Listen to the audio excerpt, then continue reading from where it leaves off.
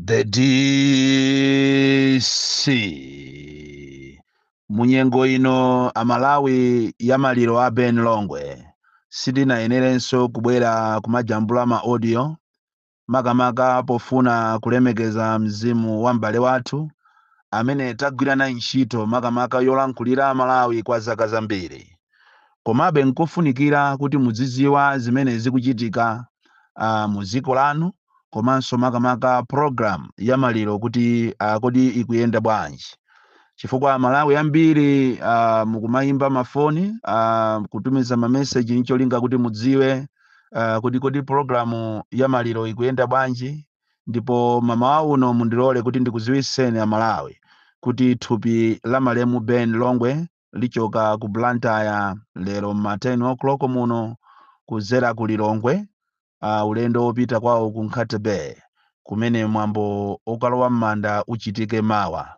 Tikupempheni nonse amene ndi okonda dziko la Malawi, azinzake ndi ena onse akufuna kwabwino kuti tiyeni timuperekeze mzathu, timupempherere mzathu kuti akafike pakana kumuzi pamene adzikalowa m'manda, komanso kuti mzimu wake uwuse mumtendere.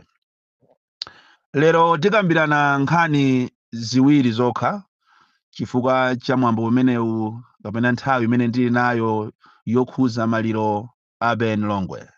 Ndi chikhulupiriro kuti uthenga umenewu akanalankhula ndi Ben Longweyo, komano muutenge uthenga kuti akulankhula ndi iyeyo. Nkhani zathu zikulu lero ndi ziwiri. Nkhani yoyamba ndi yazikwanje, komanso nkhani yachiwiri ndi yokhuza kumangidwa kwa anthu osusa boma.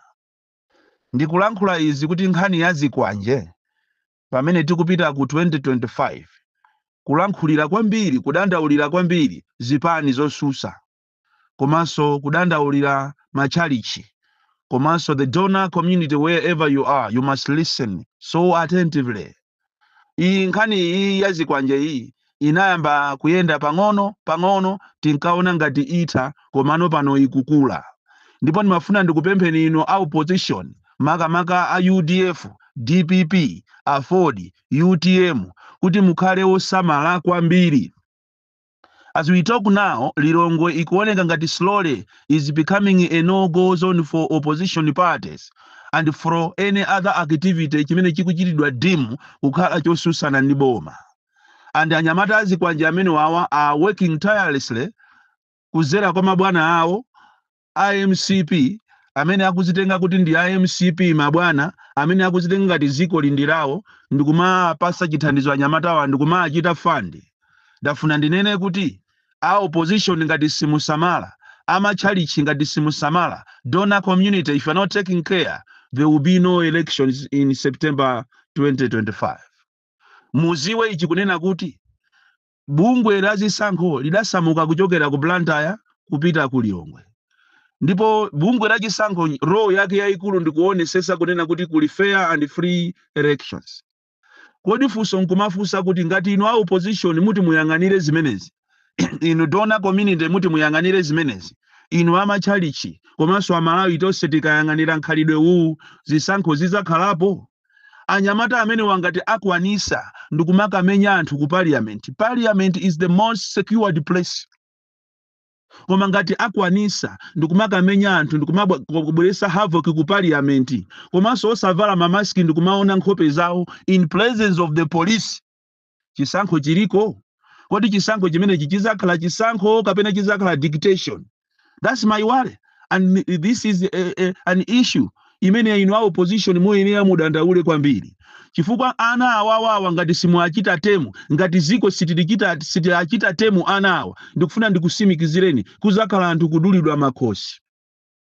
Ndipo ndikutha kuona ngakhale a opposition ambiri atapwetekedwa, ataphedwa. Koma yet we have got a police, a stupid police for that matter, imene ikulamulidwa ndi anthu opusa amene akungoyang'anira ndikumachita worship andale. A sad nation. A very stupid nation with stupid leaders. Chifukwa akanakhala kuti tili ndi asogoleri amphamvu amene cholinga chawo ndi to save Malawians, akanachita condemn Lazarus Chakwera, akanachita condemn this in the strongest terms. even iso kuchita fire ama individuals amene ali behind this grouping. Chifukwa tu gulu limene lili anyamata ake ndi oziwika, maina awo ndi oziwika, a police they are just skating around kumana manga tisakuziwa, ndiponso ena mwa iwo ndi a police so amavala nawo mamaski ndikumachita pretending ngati as if ndizigawenga koma yeti ndi a police. We need to be a worried nation. Iyi nkhani imene ndikulankhula iyi siku lina muzayikumbukira kuno kumalawi kuno kuti ayamba nkhondo. Chifukwa nkhondo tu imayamba munjira imene iyi nkhondo ngati simukuziwa. Mufufuze kwa anthu amene ali ma Burundi, anthu amene ali Maruwandizi, muafuse kuti kodi kwanuko zinayenda bwanji, zinkati bwanji, akuwuzani kuti zimayamba chonchi. Timagulu ting'ono kumasekerera President Chakwera kaya sindikudziwa kuti president amene yakuganiza bwanji. Sindikudziwa kapena ndi statement yomweja munanena muli pa campaign kunena kuti muzachita shed blood. Are you shedding the blood now? Mr. President, you need to advise your cabinet members. You need to advise your MCP members. This is a democratic country. Koma izizi siku lina international community ikalowererapo ndikuzakutenga ndikupita ku Hague musazanene kuti Trump akukudani. Ma civil society organizations, you need to take, a leading role in condemning what Chakwera is doing.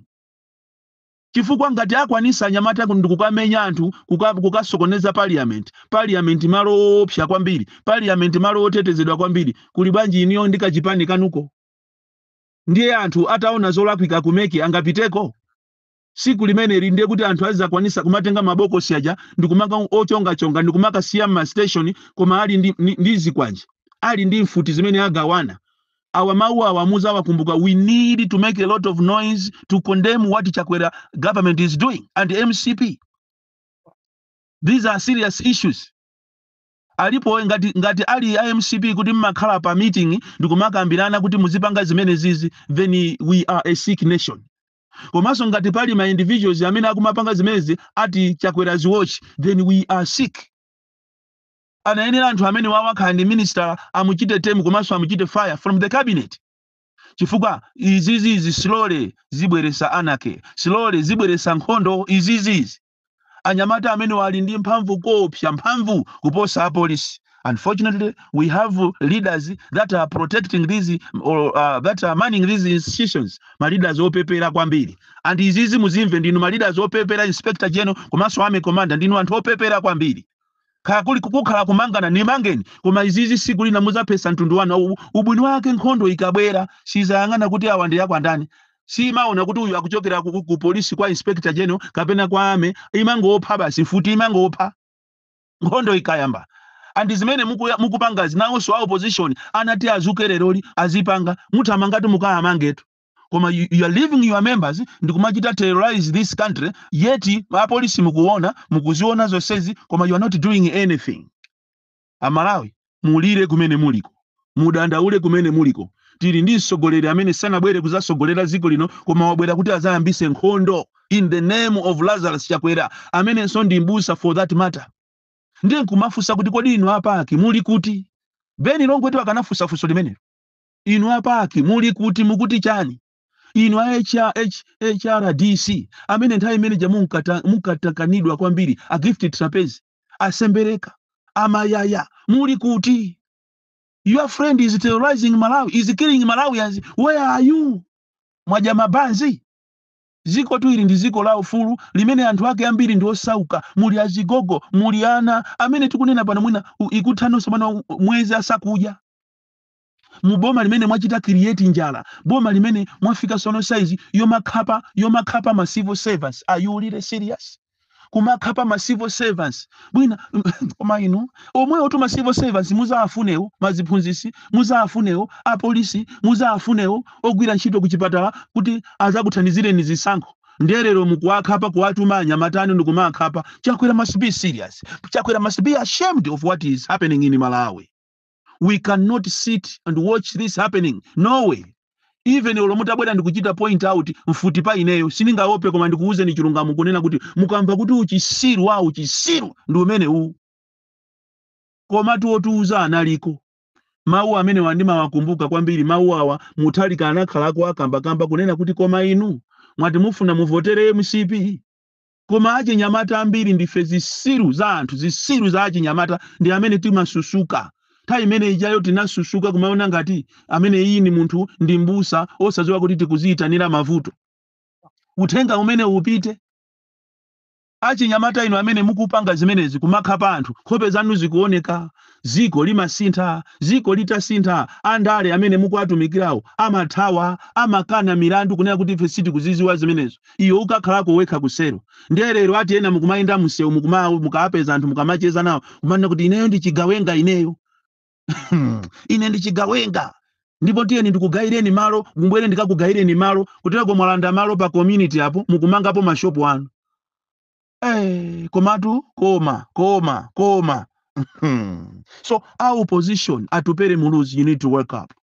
Kabambe you need to wake up Mutalika you need to wake up Mai Joyce Banda mukulankhula bwino kwambiri so pano mai mukulankhula bwino ziko likukuyamikirani mukuzuzula iniyo ngati mai you need to take a stand. We need to come together. Enoch Chihana, we need to come together as a country. You as leaders, you must report this to the international community. Muauze zimene zikuchita chakwera kunoko ku Malawi afuna azipa anthu. Nduyu wamba kumamanga opposition akina Gangata milandu yopanda ntchito ngati yo ya certificate. Yet iniyo amene muli ku State House muli boma ndi amene muli agalu so saphunzira. Because ma activities mukuonesa wa ndi umbuli tu. It's a sign yonena kuti ku MCP ko kuli mbuli. And yet ambiri inu maoneka kuti ndinu anthu ophunzira. It's a sign yokuti mulibe ma certificate mukanakhala kuti ndinu anthu ophunzira sibweza mala mukupanga khalidwe limeneli kumamanga munthu on baseless issues. Ati pakana kumapita ma secondary school kubene ine ninaphunzira ngati boni kalindo kumakafufuza kuti amene anaphunzira kuti ndiye munanyi anayo tu. Inetu I went to school. Whatever I am doing I know. Whatever I am doing I know. Sikutati ndine mbuli tu iya.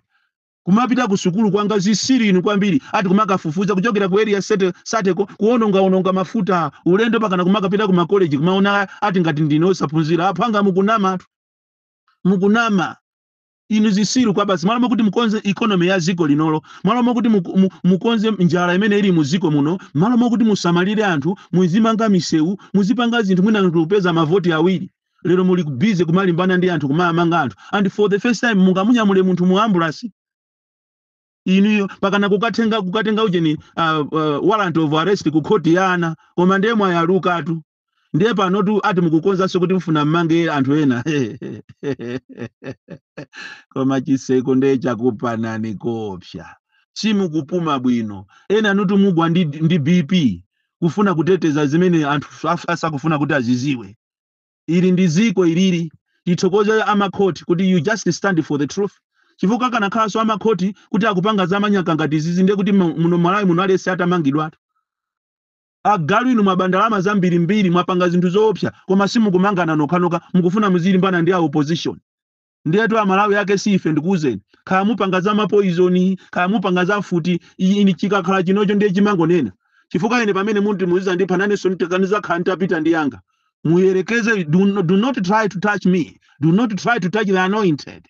Ine sinima panga mantha iya kufa kubadwa kamozi kufaso kamozi ndipo akanakhala kuti agalu iniyo simuzafa imwina ikanakhala nkhani ina koma nanu so muzafa atu muzafa iniyo muzafa ndipo mufune musafune palibe amene azakhale pa udindo wa muyaya nanu so udindo umene uzatha makobiri amene mukujawo muzamwalira makobiri wazasala chumacho chizasala ndimene ziko lili so in our opposition you must have an emergency meeting. Unfortunately, akumalai kunoko amakumana kumaliro. Sacheza ukikhala ndi ma meetings ya ngati opposition kuuzana kuti imene zili ziko titani koma aliyese akupanga zache wina akupita ku north wina akupita ku south wina akupita ku east wina akupita ku west simukugwirizana aliyese angofuna u president but you must know kuti anthu akuzunzika kuno ku Malawi.